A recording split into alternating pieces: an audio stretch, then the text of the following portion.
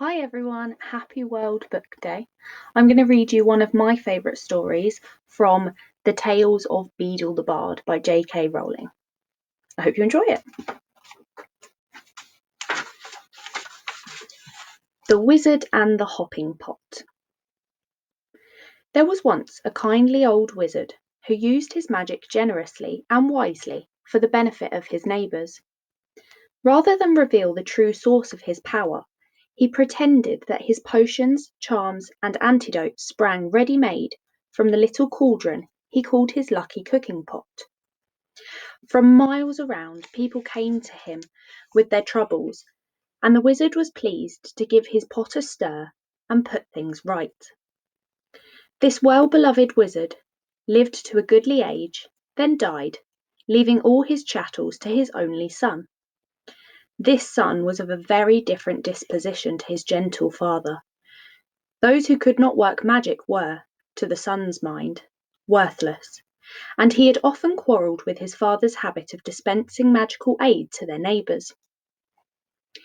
Upon the father's death, the son found hidden inside the old cooking pot a small package bearing his name. He opened it hoping for gold, but found instead a soft, thick slipper, much too small to wear, and with no pair. A fragment of parchment within the slipper bore the words, "In the fond hope, my son, that you will never need it." The son cursed his father's age-softened mind, then threw the slipper back into the cauldron, resolving to use it henceforth as a rubbish pail. That very night a peasant woman knocked on the front door. "My granddaughter is afflicted by a crop of warts, sir," she told him. "Your father used to mix a special poultice in that old cooking pot." "Begone!" cried the son. "What care I for your brat's warts?" And he slammed the door in the old woman's face. At once there came a loud clanging and banging from his kitchen. The wizard lit his wand and opened the door, and there, to his amazement, he saw his father's old cooking pot. It had sprouted a single foot of brass, and was hopping on the spot in the middle of the floor, making a fearful noise upon the flagstones. The wizard approached it in wonder, but fell back hurriedly when he saw that the whole of the pot's surface was covered in warts. "Disgusting object!" he cried, and he tried firstly to vanish the pot, then to clean it by magic, and finally to force it out of the house.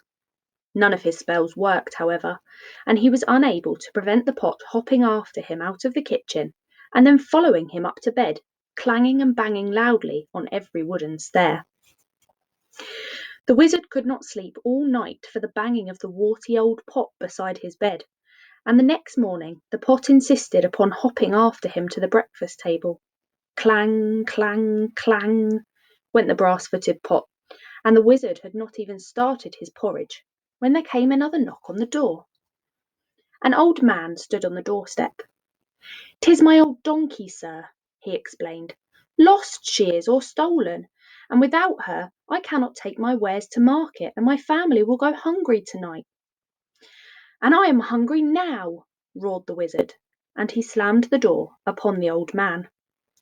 Clang, clang, clang went the cooking pot's single brass foot upon the floor, but now its clamour was mixed with the brays of a donkey and human groans of hunger, echoing from the depths of the pot.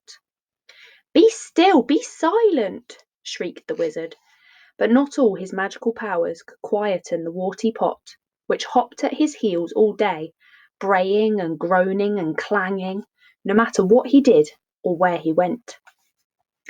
That evening there came a third knock on the door, and there on the threshold stood a young woman, sobbing as though her heart would break. "My baby is grievously ill," she said. "Won't you please help us? Your father bade me come if troubled." But the wizard slammed the door on her. And now the tormenting pot filled to the brim with salt water and slopped tears all over the floor as it hopped and brayed and groaned and clanged and sprouted more warts. Though no more villagers came to seek help at the wizard's cottage for the rest of the week, the pot kept him informed of their many ills. Within a few days, It was not only braying and groaning and slopping and hopping and sprouting warts, but it was also choking and retching, crying like a baby, whining like a dog, spewing out bad cheese and sour milk and a plague of hungry slugs. The wizard could not sleep or eat with the pot beside him, but the pot refused to leave, and he could not silence it or force it to be still. At last the wizard could bear it no more. "Bring me all your problems, all your troubles, and all your woes," he screamed, fleeing into the night with the pot hopping behind him along the road into the village. "Come, let me cure you, mend you, comfort you. I have my father's cooking pot, and I shall make you well." And with the foul pot still bounding along beside him, he ran up the street casting spells in every direction. Inside one house, the little girl's warts vanished as she slept. The lost donkey was summoned from a distant briar patch and set down softly in its stable. The sick baby was doused in dittany and woke, well and rosy. At every house of sickness and sorrow, the wizard did his best, and gradually the cooking pot beside him stopped groaning and retching, and became quiet, shiny, and clean. "Well, Pot?" asked the trembling wizard, as the sun began to rise. The pot burped out the single slipper he had thrown into it, and permitted him to fit it onto the brass foot. Together they set off back to the wizard's house, the pot's footstep muffled at last. But from that day forward, the wizard helped the villagers like his father before him, lest the pot cast off its slipper and begin to hop once more.